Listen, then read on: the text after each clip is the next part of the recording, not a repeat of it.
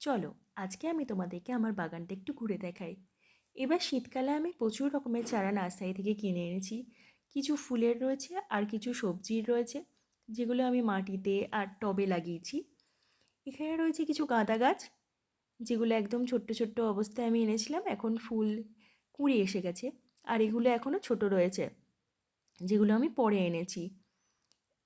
এদিকেও রয়েছে একটা গাঁদা গাছ, আর রয়েছে ছোট ছোট চারা গাছ,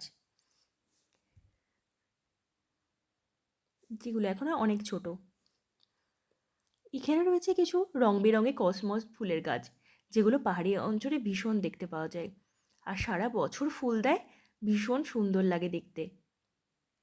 এছাড়া রয়েছে দুটো পিটুনিয়া এনেছি, একটা পিঙ্ক আর একটা বেগুনি। এটা হচ্ছে সেলভিয়া, এটার ফুল হলে ভীষণ সুন্দর লাগে দেখতে। এটা হচ্ছে ডায়ান্থাস, দুরকম কালার রয়েছে। এটা হচ্ছে ক্যালেন্ডুলা।